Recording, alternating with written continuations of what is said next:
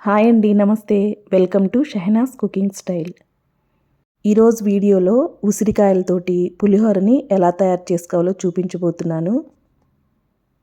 ఈ సీజన్లో వచ్చే ఉసిరికాయలతోటి రకరకాల వెరైటీలు చేస్తుంటాం కదా, అందులో ఈ పులిహోర కూడా ఒకటి. ఉసిరికాయలు మన ఆరోగ్యానికి చాలా మంచిది కాబట్టి వీటిని ఏదో ఒక రకంగా మనము తీసుకుంటూ ఉండాలి. ఉసిరికాయల్లో కొంచెం వగరు ఉంటుంది కాబట్టి పిల్లలు అంతగా ఇష్టపడరు. అయితే ఇలాంటి వగరు ఏమీ లేకుండా ఉసిరికాయ పులిహోరని చేసి పెట్టండి. అలాగే దీన్ని లంచ్ బాక్స్లో కూడా ఇచ్చారంటే వారంలో 4 సార్లు ఇదే కావాలంటారు. మరి అలాంటి టేస్టీ ఉసిరికాయ పులిహోరని తయారు చేయడం కోసము ముందుగా ఒక కుక్కర్ తీసుకుని ఇందులోకి 1 గ్లాస్ రైస్ వేసుకున్న తర్వాత రైస్ని 2 సార్లు శుభ్రంగా కడగాలి. 1 గ్లాస్ రైస్‌కి 1.5 గ్లాసు నీళ్లు చొప్పున వేసుకోవాలి. ఇది కుక్కర్‌లో వండుతున్నాం కాబట్టి ఈ కొలత.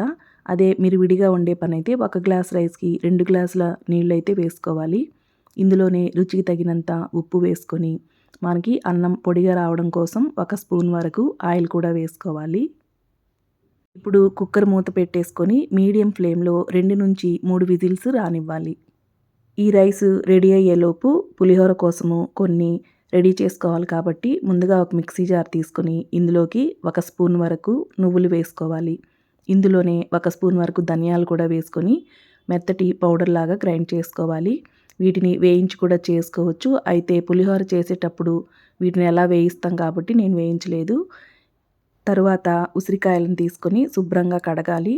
ఇక్కడ నేను 1 గ్లాస్ రైస్‌కి 4 ఉసిరికాయల చొప్పున తీసుకున్నాను. ఒకవేళ రైస్ క్వాంటిటీ ఎక్కువ ఉంటే ఉసిరికాయలు కూడా క్వాంటిటీ పెంచుకోవాలి. ఇప్పుడు వీటిని ముక్కలుగా కట్ చేసుకోవాలి. ఇలా మనం తీసుకున్న ఉసిరికాయలన్నిటిని చిన్న ముక్కలుగా కట్ చేసుకున్న తర్వాత వీటిని మిక్సీ జార్‌లో వేసుకొని రఫ్‌గా గ్రైండ్ చేసుకోవాలి.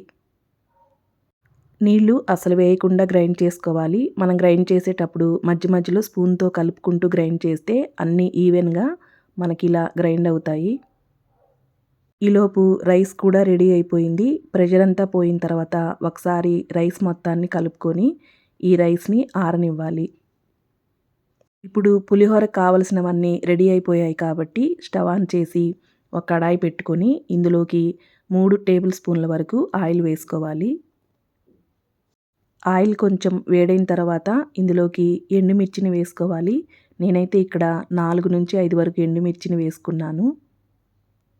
ఇప్పుడు ఒక 4 టేబుల్ స్పూన్ల వరకు వేరుశనగ పప్పు వేసుకోవాలి. మీరు ఎక్కువగా కావాలి అనుకుంటే ఇంకో 2 టేబుల్ స్పూన్ల వరకు వేసుకోవచ్చు.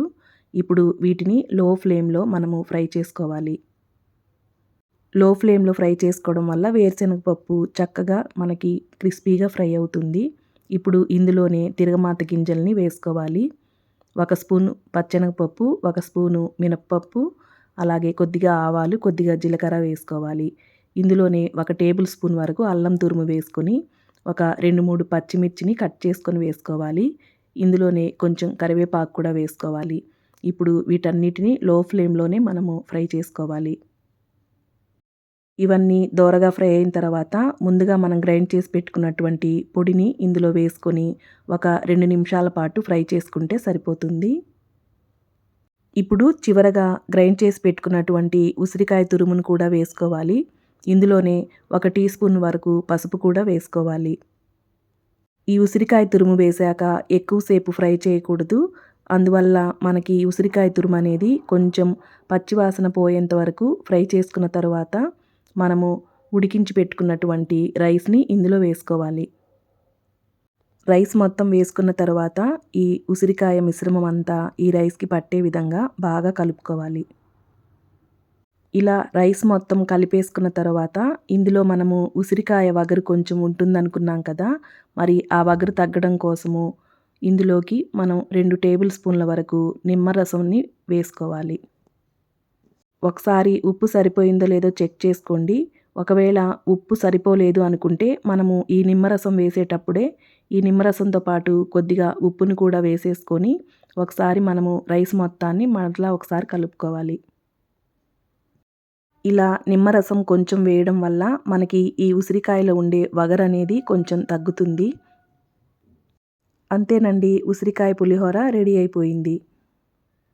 ఇంకా లేట్ చేయకుండా సీజన్ అయిపోకముందే మీరు కూడా ఒకసారి ఉసిరికాయలను తెచ్చి ఈ విధంగా పులిహోర ట్రై చేసేయండి. సో ఇదండి ఇవాల్టి వీడియో. ఈ వీడియో మీకు నచ్చితే లైక్ చేయండి. నా ఛానల్ని ఫస్ట్ టైం ఎవరైనా చూస్తుంటే తప్పకుండా సబ్స్క్రైబ్ చేసుకోండి. మరొక మంచి వీడియోతో మళ్ళీ కలుద్దాం. Thanks for watching. బాయ్.